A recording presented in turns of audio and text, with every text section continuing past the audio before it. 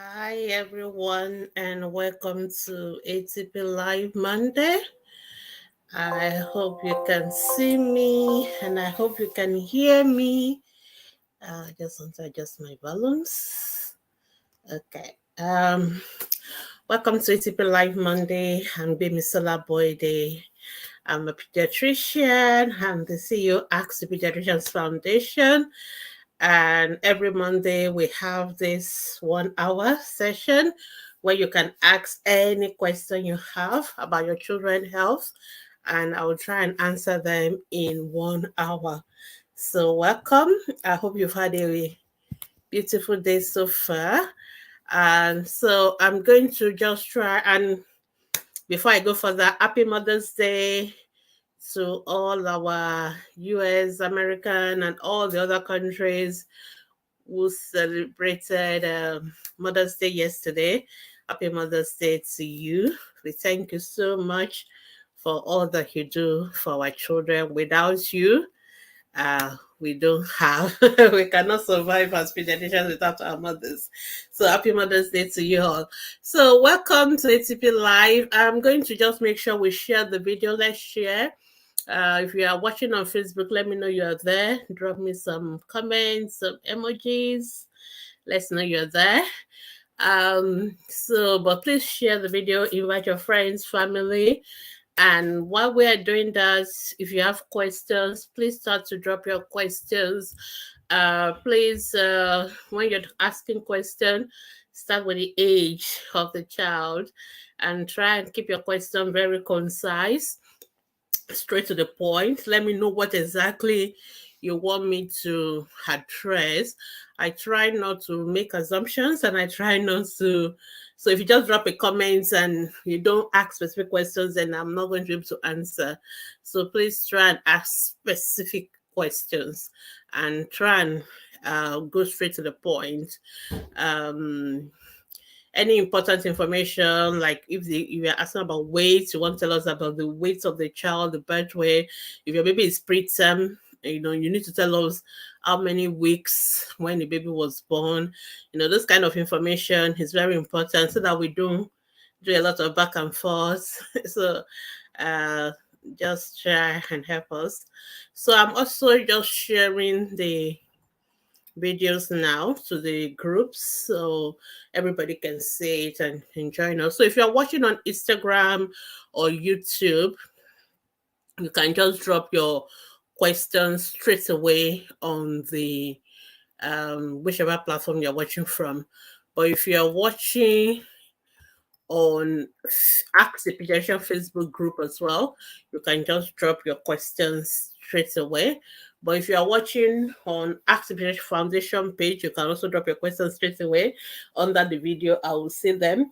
But if you are watching on any of our other groups, you're watching on ATP Family, ATP Still a Mom, FCM Baby, or any other groups like that, you will need to click on the link and then drop your question, because if not, I won't be able to see your questions. So that's just a catch there. But Instagram, YouTube, Ask the Pediatricians Facebook group, I will be able to see your questions from my studio directly.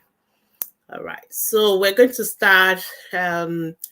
Please start dropping your questions, and I'm just pinning out the posts, and we'll start in another 1 minute. Just give me a few more seconds to put up all the posts.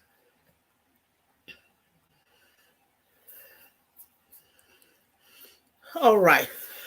So welcome everyone. I hope my internet behaves today, Sha.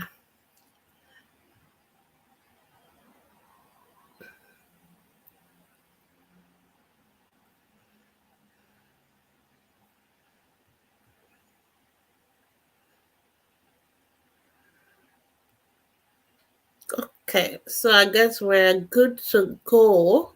So please, if you have questions, drop your questions now, and so that we can have enough time to answer the questions and we don't have to do rush at the end of the program. So please drop your questions quickly. All right, good. I think I'm done with all posting here and there. I'm good. So let's start. Good evening from Port Harcourt. Thank you so much for joining us. Instagram, I can't see any questions yet. Okay, I think everybody is warming up. Okay, so we once again I want to welcome you to Ask the Pediatricians Live. So this is a program brought to you by Ask the Pediatricians Foundation. Ask the Pediatricians Foundation, we're committed to the welfare and to the well-being of all children globally, but especially in Nigeria and sub-Saharan Africa, where majority of our children are still dying from preventable illnesses. So our mission is to see that no child actually dies from preventable illnesses. So that is what we do. And we do that through our online platform, like on our Facebook group, our social media platforms, and also we go to the communities. And actually, we are planning our community medical outreaches for May. Our Children's Day outreaches are being planned in all the states. And we're also going to have the online outreach for those of you online viewers as well. So watch out for the details. And so that's what we do on Ask the Pediatricians Foundation. So this program is just one of those our outreaches on how we can support you by giving you evidence-based answers on any health issues you have about your children. But remember that I'm only going to be live for 1 hour. After the live session, for those of you who are watching this program when it is no longer live, you don't have to worry. You can see always post your questions to Ask the Pediatricians Facebook group. We are there 24/7 Mondays to Saturdays. And so if you put your questions there, our professionals, the moderators will try our best to advise you and guide you on what you can do. We also do ATP hour on Thursdays where we actually do a teaching on important health issues. So I want to encourage you to make use of all these our platforms to learn and to ensure that your children are ill and healthy.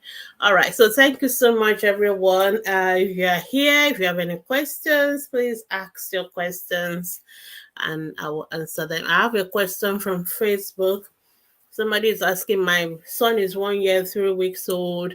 The birth weight is 3.4 and it's 9.9 at 1 year. He vomits every morning, owns his hub. The weight of the child is good.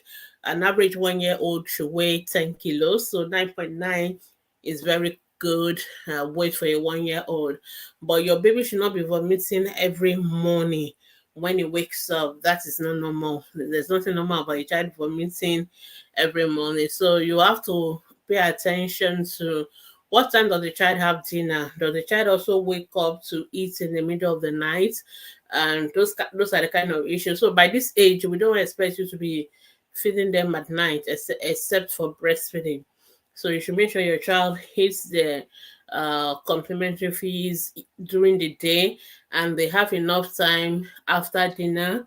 Not that they will eat and then they just go and sleep straight away. They must have enough time to see move around like 1 or 2 hours before going to bed so that the food can digest properly and all that. So that may be helpful. So just check maybe what practices you're doing, because if it's something that is happening every day and the child is not otherwise sick, that's very unusual. And the only thing I can think of is has to do with maybe your approach to the feeding of the child. So look at that, try and see whether there's anything you can alter or anything you can change, and then we can see whether the vomiting stops. But if it does not, then you have to go to the hospital and see a pediatrician for further evaluation. But it is definitely not a normal thing for a child to vomit every morning. That is definitely not normal. Okay, so I hope that is helpful. All right, I still don't have any questions on Instagram. Instagram people, ask your questions. So All right. So, okay. So I'm just making sure that I'm not missing out anything. Um,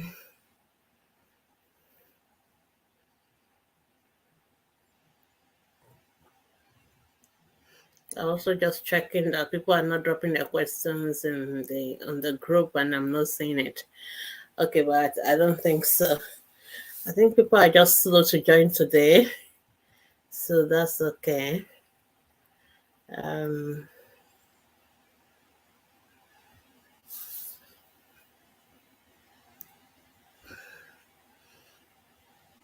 okay, so welcome, welcome. If you are just joining us, you're on ATP Live on Instagram, on Facebook, on YouTube. Okay, I think I have a question on. Somebody said my volume is low. All right. Is my volume better now on Instagram? Is my volume better? I think I've increased it to the maximum here. Just let me know if my volume is better, or maybe I just need to move my phone closer to me. All right.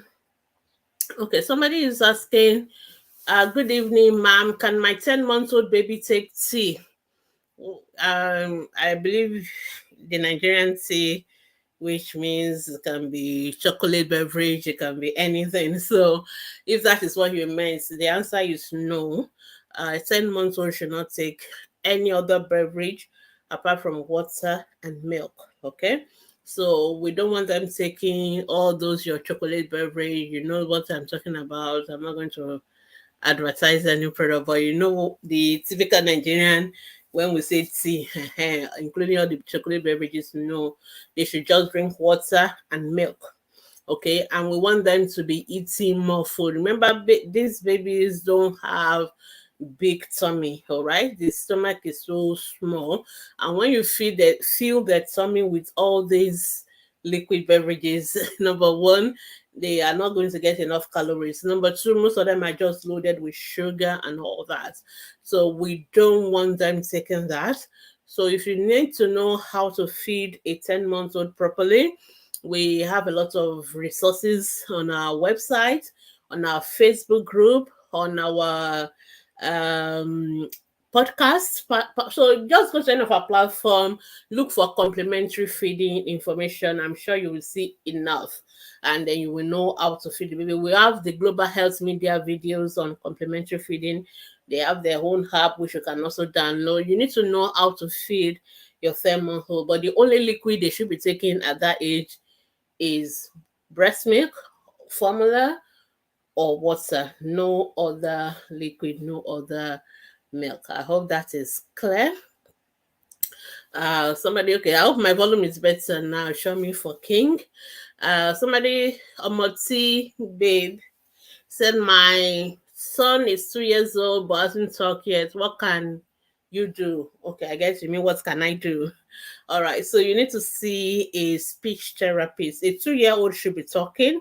So usually by the age of 1 year, most children have what we call single words, and they should be saying at least 1 to 3 single words, maybe mommy, daddy, or the name of the sibling, or even the name of the dog, or hallelujah, or amen. Those kind. They should have at least 3 single words, 1 to 3 single words. By 2 years old, they should be combining words together. So they should be using what we call two words phrases. Two words phrases like mommy, biscuits, that kind of phrases. So that's what we expect for a 2-year-old. And by 3, they should be talking sentences. And by 4, a 4-year-old should be talking like an adult. A stranger should have no difficulty understanding what a 4-year-old is saying. So if your 2-year-old is not talking at all, like he's saying no words, but sometimes mother use the word not talking at all, to me the child is not talking sentences. It's not that the child is not saying any words. So depending on which one you are really referring to. But if your child has no words, that is delayed, that is speech delay, and that child needs to see a speech therapist first. Sometimes it just be speech delay and that is it, and the speech therapist will be able to handle that. Sometimes it may also be part of other developmental disorders like autism and all that. The speech therapist will have to refer you to see us, the developmental pediatrician, further assessment as well. So, but it's important that we don't take it for granted. A lot of mothers do tell me, people will tell them, "Oh, don't worry, it's just a boy, he's slow talking," or "Don't worry, even my own child didn't talk as serious." No, that is a wrong approach. Okay, don't take that advice from anyone. If your child is not talking, we have what we the earlier that child gets assessed and gets intervention, the better. Don't just listen to people who just try to kind of wave it away or try to make it sound like there's really nothing to worry about. That, I know it's very common in Nigeria for people to do that, but it's actually a wrong approach. So I hope that helped. Depending on where you live, just Google speech therapist in my location and you may be able to find one online and you can see. Okay, I'll take one more question from Instagram, then I'll go back to Facebook. Facebook people, please just be patient. All right. One World 17. Good evening, ma'am. My 7-year-old son has been treating UTI frequently. That's not good. We've treated like 4 times within 2 months. What could be the cause? UTI is a diagnosis itself. So what UTI means urinary tract infection. So if your child has an infection, it means it's caused by germs. So, but it is not appropriate for a child, definitely not a boy, to be having UTI 4 times in 2 months. There is something not right somewhere. So you definitely need to see a pediatrician, preferably a pediatric nephrologist. They need to investigate that child. They need to know why is this child prone to having urinary tract infection. If it's a girl, we may even be able to understand because girls are more prone to UTI for various reasons. Girls tend to have what we call a short urethra and it is open. So it is easy for, and then the distance between the girl's urethra opening and the anus is very short, and most of them, it's really for the young girls, they may not know how to clean properly. So in the process of cleaning, when they've done number two, if they don't clean from the front to the back, some people clean from the back to the front, they may introduce germs into the urethra and into the bladder, causing urinary tract infection. So, but that's for girls. But boys, there's a whole lot of anatomical gap that makes it very difficult for boys to have a UTI because they have a longer urethra. Where it is housed is quite far away from the anus, or so it is very, very unusual for boys to be having urinary tract infections. So if a boy is having recurrent urinary tract infection, it is a red flag for us. Something is definitely wrong. Does this child have a abnormality in the urethra? Is there anything? So this child has to be investigated. We need to do scans. We need to do so many things. So, but before I run too far, I hope the diagnosis of urinary tract infection was made appropriately, okay? Because the way we collect urine when you are going to test for infection is different. Okay, you can't just say the child take bottle and pee and that is urine. No, that one is already contaminated. So the way we collect urine for testing for infection is a little bit different. We usually would do what we call a midstream urine. So the child will pass some urine out, and then the child will now pass some into the bottle, and then we'll pass the rest out. So we try to take it in a very what we call sterile way or aseptic way. So in a way that we are sure that that urine has not been contaminated, so that the so-called UTI is not a contaminant. You need to be sure that that urine was properly collected when it is being tested. So, and you have to be sure the lab is also doing the right thing. So that is number one. So number two, you have to be sure that the urine test itself is right. Number two, if the child is having urinary tract infection being treated and it's recurrent, something is definitely not right somewhere, and that child needs to see a pediatrician, preferably a pediatric nephrologist, preferably in a teaching hospital, because it's not every pediatrician that knows how to handle those kind of cases. Those are cases for specialists that they need to investigate, and then they'll be able to advise you on what to do. All right, let me go back to Facebook. I have a question from Facebook. Facebook user says my baby is preterm, born at 30 weeks. It's now 4 months, 3 weeks adjusted. It's not rolling yet. Babies don't roll at 4 months, okay? Before you ask questions about developmental milestones, know what is normal first. So for try and get an idea of what is expected. So you don't. I get these questions a lot. Mothers who are worried about their babies not doing a particular milestone or not, and it is not yet even time for the baby to have that milestone. So I mean, I can always tell you that it's not yet time, don't worry, but I can imagine that you have already put yourself through so much anxiety and all that. So don't need to start panicking about anything. If you have a preterm baby, we assess the development based on their developmental age, not the chronological age. Okay, so rolling is a 5 to 6 month old milestone, so there's no reason why you should be worried when your 4 month old is not yet rolling. Okay, but the neck is not yet balanced. Okay, so the neck should be balanced at 4 months. So the neck control is 3 to 4 months old. So if your preterm baby does not have neck control at 4 months, that baby needs to be seen by a pediatrician. And we've always said it, and I keep saying it. A lot of preterm mothers think once your baby starts to gain weight, or we've discharged your baby, we've removed your baby from the incubator, and you've gone home, you always think that that is the end of the journey. No, that is not the end. Preterm babies are vulnerable babies. They are what we call high risk babies. They need to be followed up. They have to be followed up. And I know some of you go to these private hospitals, and some of them, because private hospital, when you come back, you have to pay. So sometimes they don't want to be like, they want to force you to be paying money to them. So maybe some of them don't give you follow up, but it is wrong. All babies ideally should be followed up. But more importantly, preterm babies must be under a pediatrician for the first 3 years of their life, no matter what. Even if they are well, even if there's nothing wrong with them, they need to be under regular follow-up, because somebody needs to be checking all these things. Somebody needs to be checking that they are gaining weight. Somebody needs to check that their blood level. There are drugs we put preterm babies on that we don't give other babies. Somebody needs to be checking their developments. We need to pick up if there's a problem early. We need to deal with it early. So preterm babies need to always be on the follow-up. So if you have a preterm baby, when you are discharged from the neonatal intensive care or special care baby unit, that is not the end of it. You must always go back for follow up. And I know sometimes our pediatricians give parents follow up, but you feel like, why do you need to do it? Because baby is fine anyway. Yeah, it's okay for the baby to be fine, but we still need to be checking in that the baby is fine, because those babies are still at high risk of dying. I know many of you don't like to hear that, but they are still very high risk.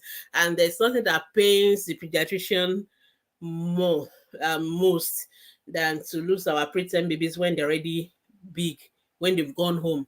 We are worried about losing them when they're in the neonatal intensive care, when they are having apnea, when they are, having the severe jaundice, when we are putting oxygen in their nose. We are worried about losing them at that age. But once we send them home and we lose them, that is even more painful, because it's a whole lot of effort that has just gone down the old drain. And not just for the parents, but even for the pediatrician that have managed that baby. And that is why we need to be monitoring them. But sometimes parents just feel like it's not necessary, and preterm babies just die from things like diarrhea or something that's so ridiculous, something that you don't expect. This is a baby that has survived neonatal intensive care, now dying from something ridiculous like diarrhea or something not so serious like that. Is always very painful. So please, if you have preterm babies, you must always go back for follow-up. Initially, we may see them weekly, but after a while, it may just be once a month or maybe every 2 months, but we should be seeing them frequently. After a while, maybe it's even once a year, but at least we should still see them. So when you when you have preterm babies, yeah, it is not yet over until it is over. Usually, by the time they are 2 years old, then we believe that okay, everything about prematurity should have resolved. So it is so important that these babies are followed up. I cannot overemphasize it enough. All right. So your baby need to see the pediatrician who knows this baby. See, the pediatrician manage that baby at birth. They know everything about that baby. They know all the complication that baby had when the baby was in the intensive care unit. So we know what to expect. So we will be looking out for those complications, and we're trying to deal with them as soon as possible. So for this Facebook user, please, this baby need to see a pediatrician urgently. The baby should have neck control now. The neck is not yet okay. Based on what you wrote, I'm not seeing your baby right now. Remember, I'm only going by what you are telling me in your write-up. And you tell me that the neck is not yet balanced. But you're also asking me that is the neck still okay? If the neck is not yet balanced, it cannot be okay now. Because if it is okay, you won't be asking that question. So it is important that you see a pediatrician. When you say neck control, when you lift up a baby with their hands, their head should come up with the rest of the body. It should not be dragging back or side. And when you put them up, that head should stay firm. If you put them on your back, for example, the head will stay straight in the midline. It should not be dangling, like the newborn babies. So you shouldn't be doing like that. So it's very easy to know whether your baby's neck is controlled or not. It's not a big deal. Your baby's neck should be standing straight. It shouldn't be falling. You know how the neck was when you just had the baby. So when the baby's neck is controlled, it will be like the way I'm carrying my neck. It should be straight. It shouldn't be falling to one side. So if it is still falling to one side or not, then we're not yet happy with it. So please see the pediatricians, and then they will take it up from there. All right, I've gone overboard on that question. All right, let's go on to the next question. 3 months old baby temperature will be fine, but head will be hot. So just get a thermometer. Okay. I always tell mothers it's because our hands are not um reliable. They are not instruments. So that is why an instrument called a thermometer was developed. That is why we have a thermometer. So don't rely on my hand. Your hand is warm. The place.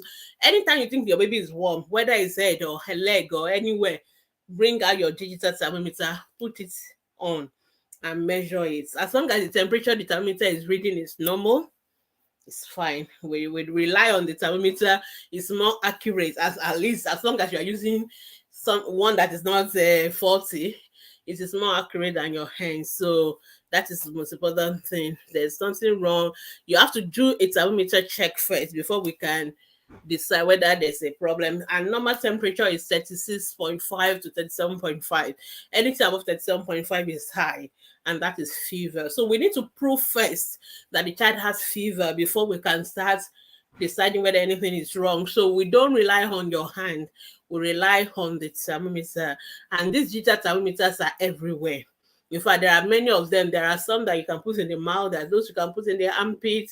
Doesn't matter that even during the COVID era, we have the infrared one that you can just shine on the head of the baby and it will read. So just get one of them.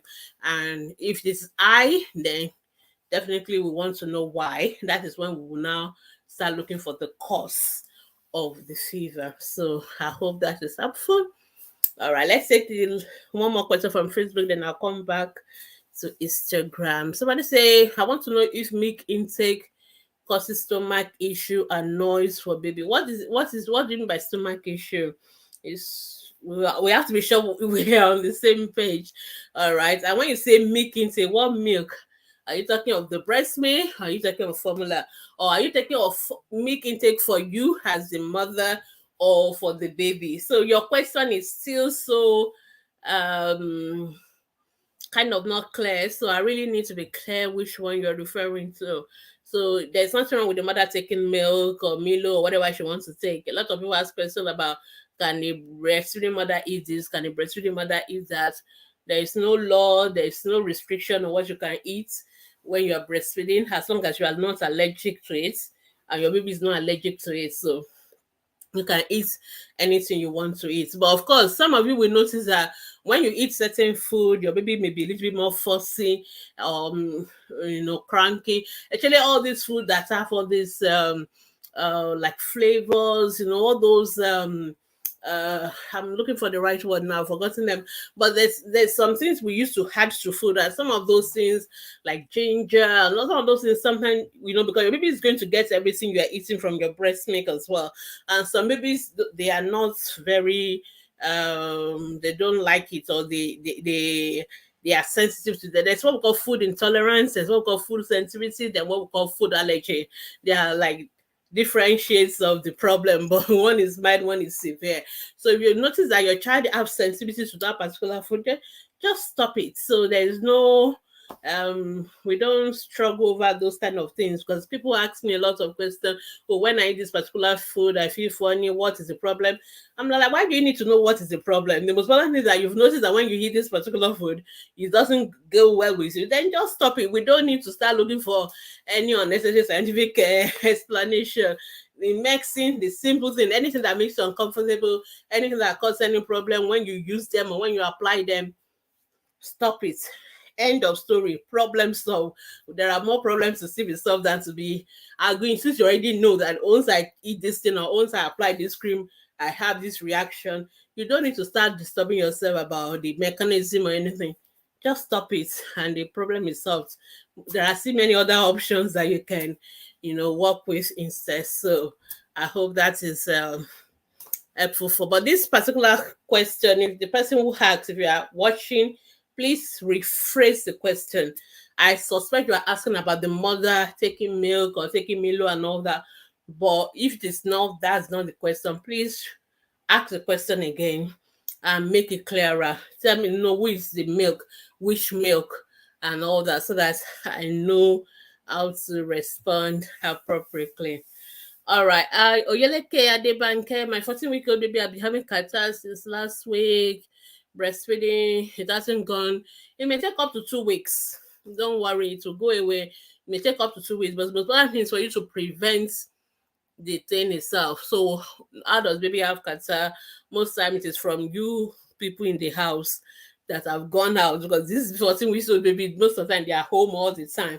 So they don't have catarrh from anywhere. They get it from people who are coming to the house, the siblings that have gone to school, the all the aunties and nannies, everybody who is coming to visit the baby, and they're sneezing and breathing out the viruses on the baby.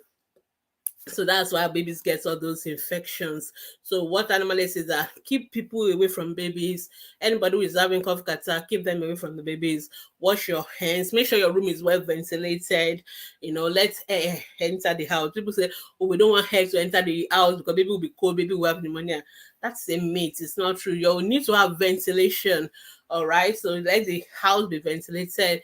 Don't take baby to the kitchen. Don't allow smoke of food cooking. Don't allow generator fumes, or don't flit the room where a baby is. If you have to flit the room for mosquito reason, you have to take the baby away, and you have to make sure all the smell is gone before you bring the baby back. These are little things that predisposes these babies to all these respiratory tract infections. So if you take precautions and avoid them, and you breastfeed the baby exclusively, baby will be fine. Most of them are viruses, they will resolve. They don't need any treatment, they don't need any antibiotics. But more importantly, you have to make sure it doesn't keep happening again, So that's why you need to take note of the precaution and things to avoid, so that it doesn't happen again. Even if you also have catarrh yourself as a mom, you have to keep breastfeeding, but you may want to wear face masks or something to reduce your exposure, reducing the baby's exposure to the germs from you. So those are the things you need to do to avoid um, respiratory tract infection. But once it happens, it will go by itself. We don't treat it with antibiotics or anything. All right, let's come back to Instagram. Okay, I've answered the UTI question. Okay, no, okay, this is another part of the UTI question. You said the same 7-year-old spits a lot. He hardly swallow his spit and all that. This child needs to see a pediatrician properly. I don't know what is going on with this your 7-year-old who is spitting a lot, who is not able to swallow spit, who is having UTI. There's something just not sitting right somewhere, and that child needs to see a pediatrician. I don't know why your child is spitting. Does this child have an underlying medical diagnosis, because they should have like a developmental diagnosis or something. Sometimes parents, you are asking us isolated questions, but everything is together and we need to work it out together. So it's best to see a pediatrician who will do all the needful, go down to how the baby was born, what happened, and all that, and then he'll be able to give you a proper evaluation. So I believe you see a pediatrician. Your people have been treated for UTI for 4 times. So did you ever talk to them about the spitting as well when the child was seeing them for the UTI? Because I would expect that I should have done that. So, but definitely that child needs to see a pediatrician urgently. My 4-month-old is putting his hands in his mouth and crying at the same time. There's nothing wrong with that. Babies do that all the time. That's perfectly normal.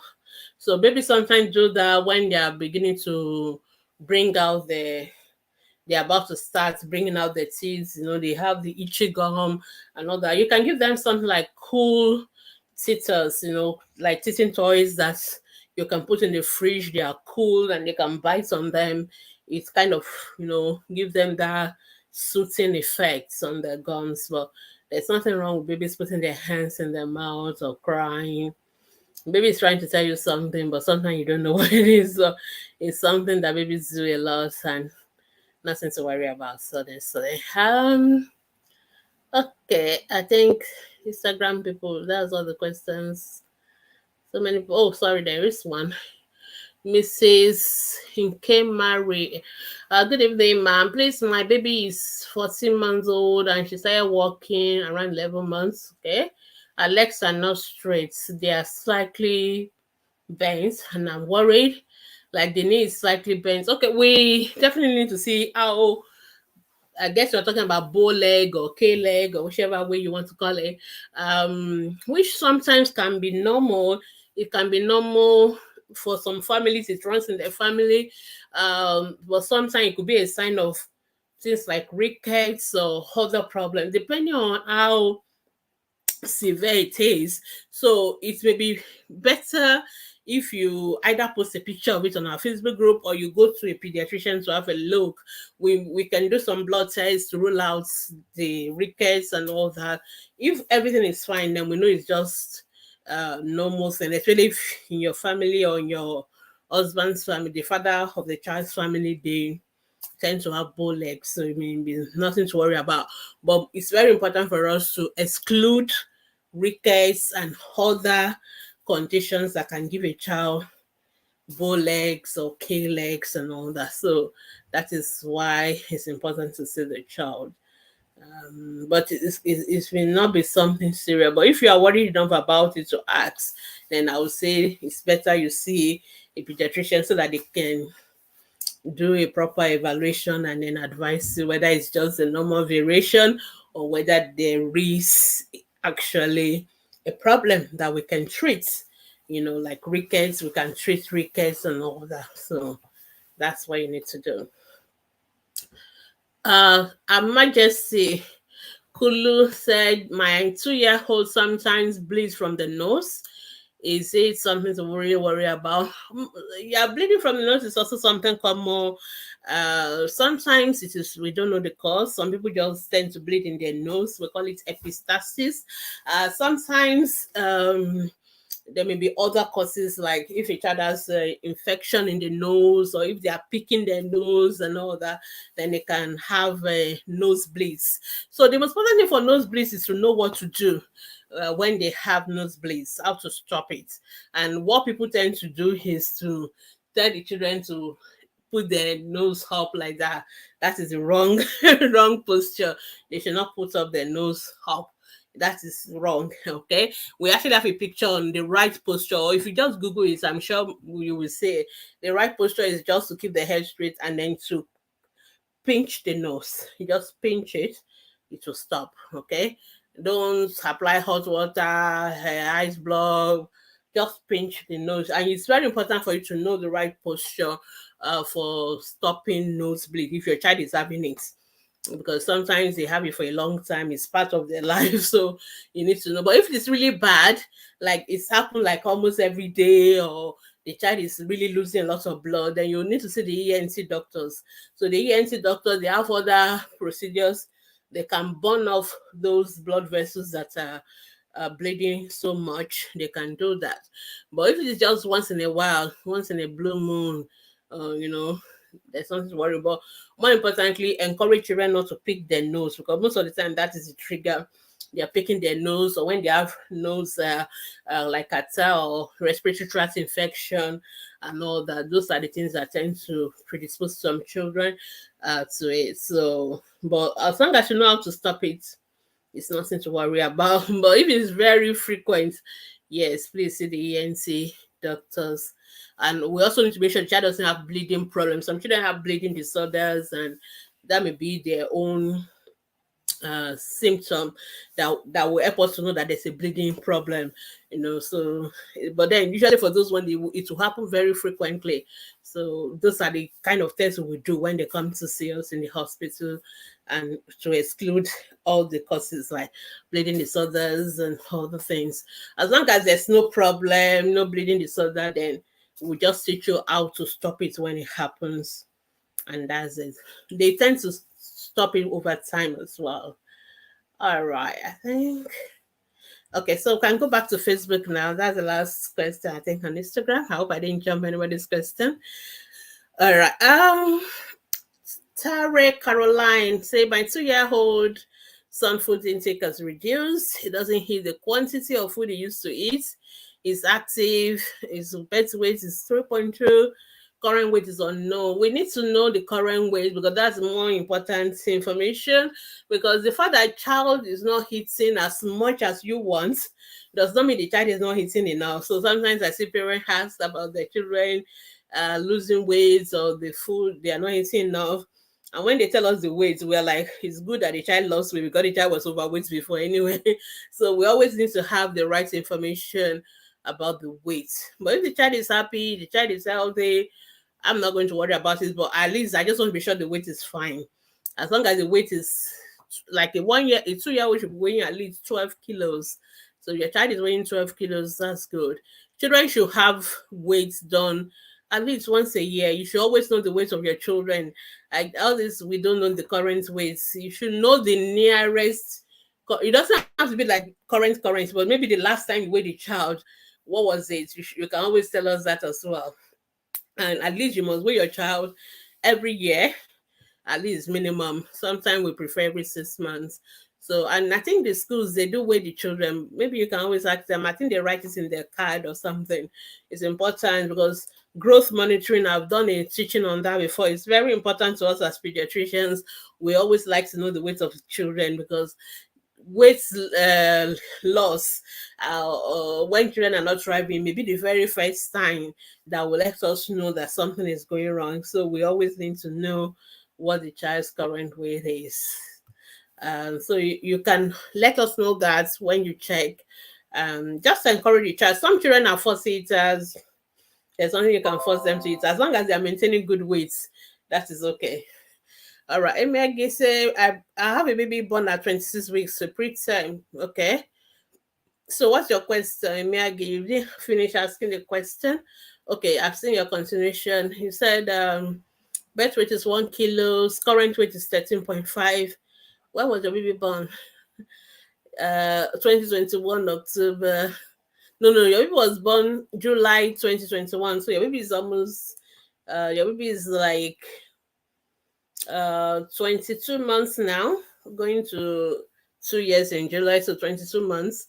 Okay, that is a normal age, but the corrected age for your baby was born at 26, your corrected age would be like maybe 19 months or so. My problem is that he only takes in pasty food. Most of the time the foods are blended. So there's nothing wrong with the child taking blended food, but you need to gradually increase the texture and gradually get the child to eat solids. You can't just keep giving him the pasty food. You have to begin to give him mashed food and then gradually get him to solid. At 2 years old, we want them, I mean, they should be eating normal food like the rest of the family.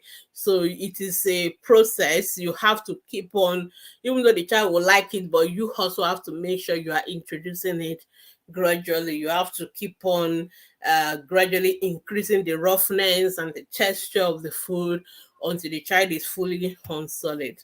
So just try and do it. If you need more information on complementary feedings, you can go to our Facebook group. We have a lot of videos on how to go about complementary feeds. All right. But I'm happy your baby is doing well. That's good. The next person, Facebook user, my brother of 8 years always have red eyes and it's scaring. I think you mean scary. Okay, hospital said it's infection. What you say always? I always like people to clarify what they mean by always, because always. Do you mean that every day of the child's life for the past 8 years the eyes were red, or are you referring to just maybe the last 1 month, or So we like to have figures. We like to have facts. Objective information rather than blankets information like always, often. It's better to tell us for the past 1 month, for the past 1 year. That give us some kind of context.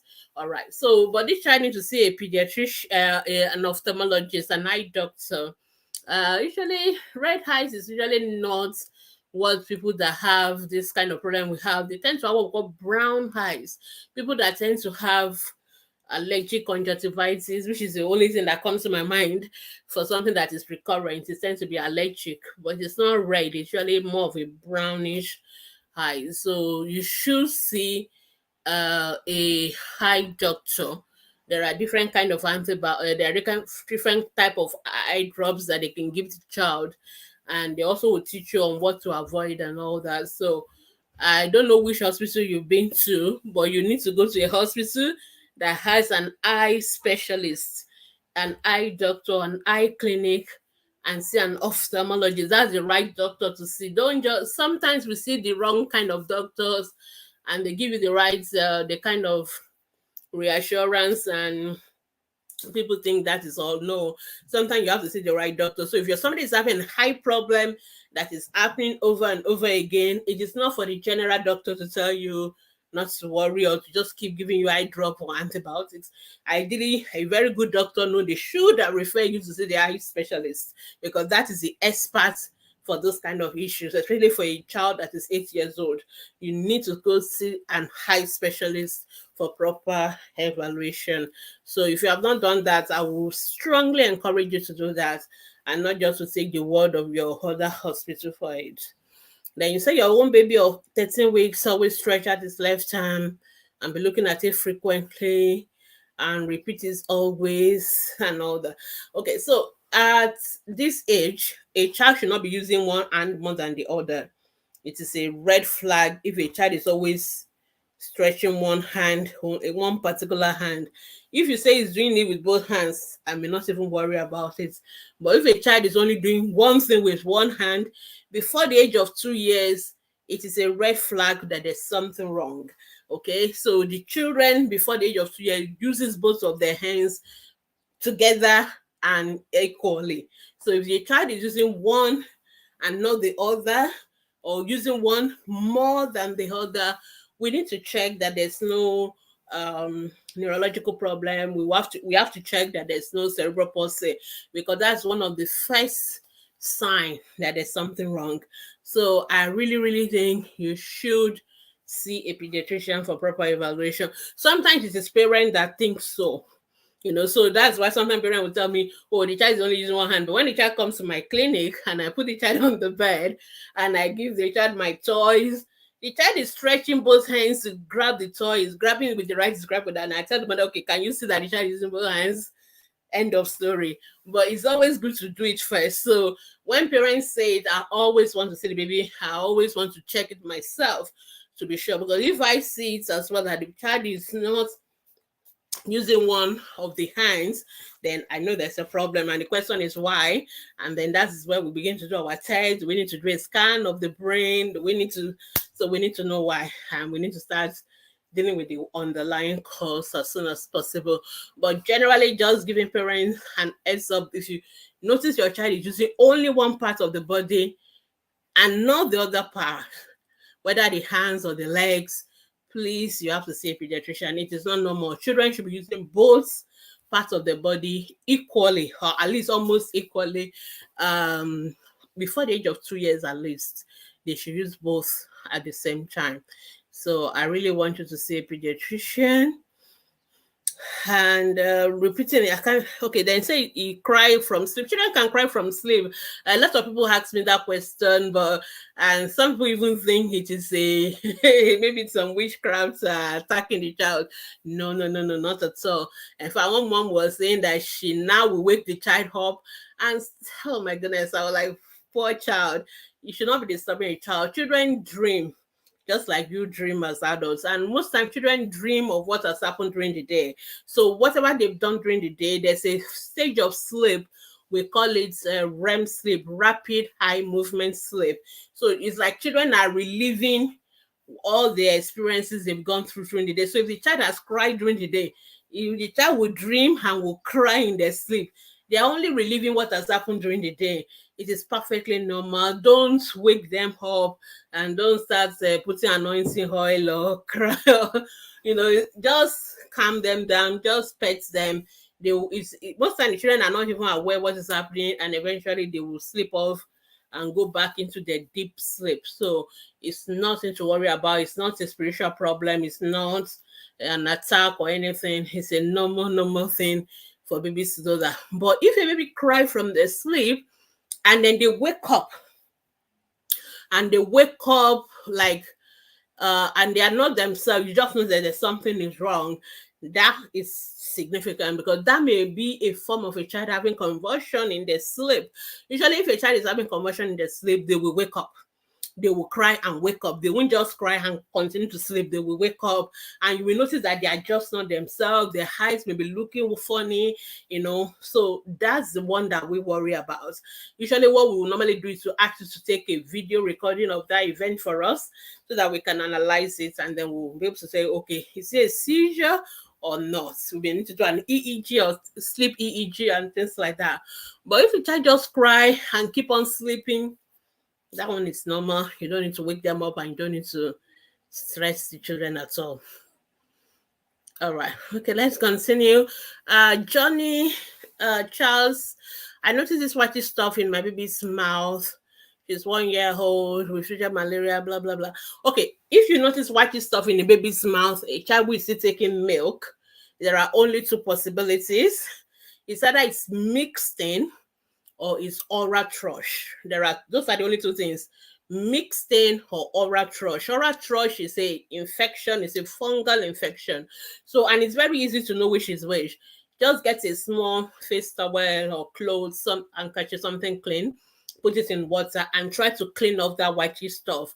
If you can easily clean off the whitey stuff, it is mixed in. That is it. If you struggle to clean it off, or when you are forcefully trying to clean it off, you can see it's becoming bleeding, or there is even a wound or something, or it's painful. That is most likely an oral thrush, a fungal infection caused by what we call candida. So that needs to be treated with antifungal medication. So if your baby was very ill recently, your child was already dead, just go back to your doctors for follow-up, and then they can look at it for you. So doctors can easily say, oh, this is oral thrush or this is mixed in, and oral thrush will require antifungal treatments, and that has to be prescribed by your doctors. Okay, but if it is mixed in, there's no need for any treatment. Just clean the child's mouth, and that is all you need to do. All right. Okay. I don't know. Let me come back to Instagram. I'm not sure whether I've missed out any question on Instagram. I think no question on Instagram for now. Let me just check in case, because the thing is always growing so fast. I may not notice when something passed. La, la, la. Thank you. All right. Um, Yeah, I think I've answered the last question. It's on nosebleeds and all that. Okay. Let's continue with Facebook. Our time is almost up. We have 5 more minutes. Okay, this is just Johnny continuing the question. Okay, we've gone to FMC. The teachers, the weight is okay. Yeah, the weight is okay. Why are you worried? If the pediatrician have told you the weight is okay, then you should not worry anymore. But pediatricians, they know what they are doing. Okay, so you don't need to worry. I'm not worried about the weight. I'm worried about the whitish stuff in the mouth, because you need to be sure, is it oral thrush? Did you ask the pediatricians about the whitish stuff? That's more important, because if it's oral thrush, it has to be treated. And if oral thrush is not treated properly, the child will struggle to eat. Okay. And even sometimes the mothers also have nipple thrush. You will also notice the same whitey stuff on your own nipple as well. And that also has to be treated as well. So it's important to get that sorted. All right. Somebody say, when the baby starts grabbing toys, so usually children should be doing by 3 months. They are holding things in their hands. 3 to 4 months they should be able to hold things in their hands. So that is why you usually you give them the rattles around that age of 3 months, and then they begin to bang it a lot. Then why do babies strain and eating pull sometimes? Nothing. They just like to strain. They are not straining in the way you think they are straining. They make that all those noises, but it is not straining. It's just they just make those noises. Because by the time they pass the stool, most time the stools are still soft, normal stool. They are not hard. So it's not like your own kind of straining as an adult when you want to pass a hard stool. For babies, they are not passing anything hard. They just make those sounds. So we don't call it straining. Technically, we don't like to use the word straining. I just like to say they make the sounds. Okay. Say your baby's head is hot. The thermometer shows 36, your baby head is not hot. If the thermometer is 36, temperature is normal, there's nothing hot. So we rely more on the thermometer than your own hands. When do we start cleaning baby's mouth? From day one, we clean clothes and water. That is what you should use. Okay, I guess you must be a first time mother, because it's only a first time mother that's going to ask me 4 questions in one paragraph. So if you want to know more about baby, what is normal, what is not normal, we have a lot of resources for first time mother. I have the FTM companion. Let me see if I can show you a copy of it. So you can get a copy of the FTM companion. It's a digital product for now, but when it's available as books, some of you say you prefer books, we'll let you know. And we also have the video version of it as well. It will help you to know all this normal. And there's also the FTM, the FAQs, 500 frequently asked questions by first time mothers. I will encourage you to also get that as well. I've answered all these kind of questions that first time mothers like to ask a lot, so it will be helpful for you. If you need to get a copy, just get in touch with us or ask on our group. Somebody would direct you. All right.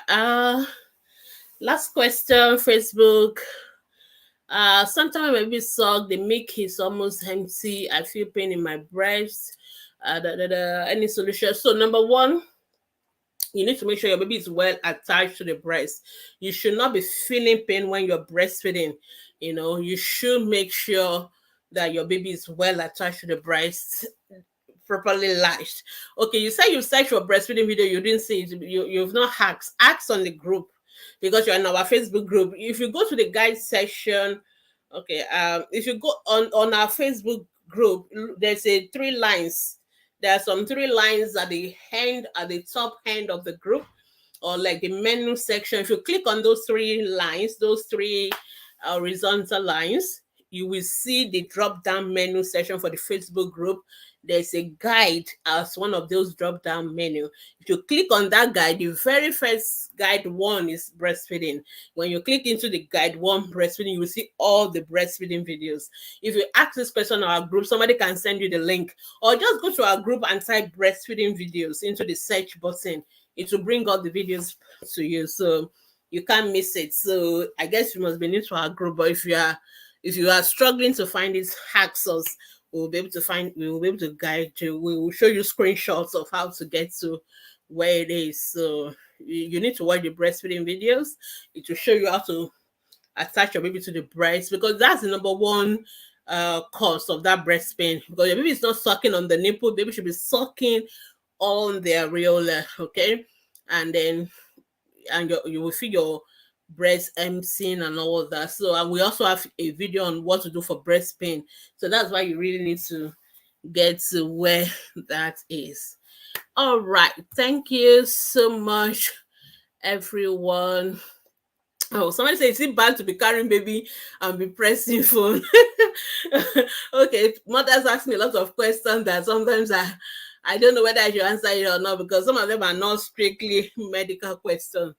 I mean, like this one, it's not definitely a medical question. Some people ask me, when should they call the baby's head? When should they take the baby to church? When should they take baby to the women meeting?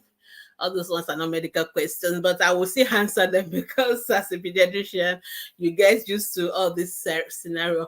The most important is that when you are with your baby, we want you to pay attention to your baby, okay? And a phone can be quite distracting. So we want you to focus on the baby so that you don't. I've seen people put bottle in the nose of the baby because they're looking at their phone rather than the baby, So it is better when you're with your baby, you focus on the baby, especially for the very small babies. You can't afford to be distracted, okay, before you go and make silly mistakes that will now cost the baby something very. So if your phone, if you are breastfeeding your baby, for example, please focus on that. Let the baby get your attention. Most time baby don't need your attention all the time. They will sleep and they will all that. So, but when that time that they are with you, if you are going to do something on your phone, then it's better you put your baby in a position that nothing is going to happen to the baby. So it's either you put the baby in the cot or you back the baby, or so that you focus on your phone, then you come back to the baby. But it's better not to do the two together. It's not as if anything will happen to your baby, medically speaking, but you can make silly mistakes because you are distracted with the phone. So that is it. Of course, there's a lot of concerns about radio, I mean the waves, all those things and the impact, but we don't really know much about that at this time to make recommendation. There's still a lot of research going on, but the most important thing is, please don't get distracted when you are with the baby. All right. So if you still have any questions, because our time is up now, we're shutting down in another 1 minute. So if you still have any question, please post your question in our Facebook group and we'll try to answer them. I think the last question I'm seeing on Instagram is not clear, but say, what makes a baby to high TVH? What causes the baby to, is it to itch the body you want to write? If it's to itch, because she wrote ITBH and I was trying to rack my head to know what is that. Okay, what causes the itchy skin in babies? There are many things, any rash, allergies.